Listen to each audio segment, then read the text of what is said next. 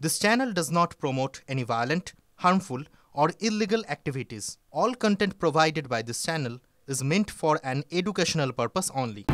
আর এই মুহূর্তের একটা গুরুত্বপূর্ণ আপডেট, লোকসভা ভোটে মাত্র 298 আসনে প্রার্থী কংগ্রেসের। স্বাধীনতার পরে এত কম আসনে কোনোদিন লড়েনি কংগ্রেস। ইন্ডিয়া জোটের দায়বদ্ধতা মেনে কম প্রার্থী দাবি কংগ্রেসের।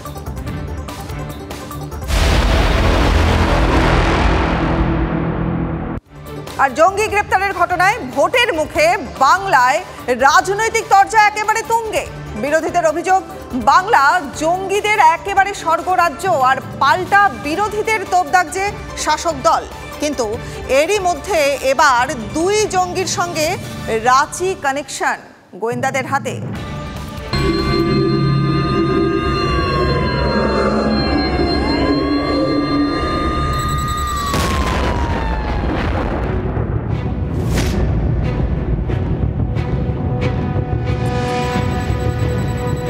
পয়লা মার্চ বেঙ্গালুরুর রামেশ্বরম ক্যাফেতে বিস্ফোরণ। 12 এপ্রিল ভোরে নিউ দীঘার হোটেল থেকে গ্রেপ্তার দুই জঙ্গি আব্দুল মাথিন তোয়াহা, মুসাফির হোসেন সাজিব। তদন্তে এনআইএ আধিকারিকরা জানতে পারেন, দীঘায় যাওয়ার আগে কলকাতায় গা ঢাকা দিয়েছিল দুই জঙ্গি। 12 থেকে 28 মার্চ কলকাতার 4টি হোটেলে ছিল তারা, কিন্তু তার মাঝেই বেশ কয়েকদিন মিসিং লিঙ্ক। 14 থেকে 20 মার্চ পর্যন্ত জঙ্গিদের গতিবিধি নিয়ে ধোঁয়াশা ছিল। সূত্রের খবর, সেই ধোঁয়াশা অনেকটাই কেটেছে। মিসিং লিঙ্কের খোঁজ করতে গিয়েই জঙ্গিদের সঙ্গে রাঁচি যোগের তথ্য পেয়েছেন এনআইএর তদন্তকারীরা। সূত্রের খবর, 16 থেকে 20 মার্চ এই সময় রাঁচিতে জঙ্গিদের হদিশ। রাঁচিতে আব্দুল মাথিন তোয়াহা, মুসাফির হোসেন সাজিব ছিল।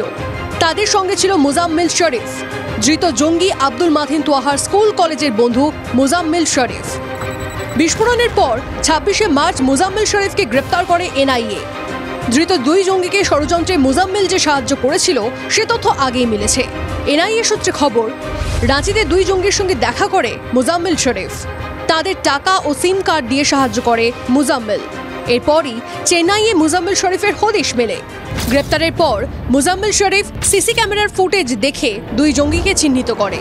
বেশ কিছু ফোন নম্বর ছাড়াও জঙ্গিদের খোঁজে তদন্তকারীদের তথ্য দেয় বলেও খবর। এনআইএ সূত্রে খবর, ধৃত মোজাম্মেল শরীফেরও কলকাতায় আসার কথা ছিল।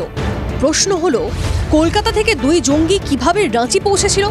কোন পথে আবার কলকাতায় ফিরে এসেছিল? রাঁচিতে গিয়ে আবার কেন দুই জঙ্গি কলকাতায় ফিরে এসেছিল? তাহলে কি কলকাতাকেই তারা সুরক্ষিত বলে বুঝেছিল?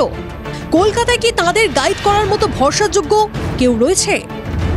জালে জঙ্গি জড়াতেই একের পর এক প্রশ্ন উঠে আসছে। তদন্তের জাল গোটাতে সেই সব প্রশ্নেরই উত্তর খুঁজছেন এনআইএর আধিকারিকরা। সুপ্রিয় ঘোর রিপোর্ট, TV9 বাংলা।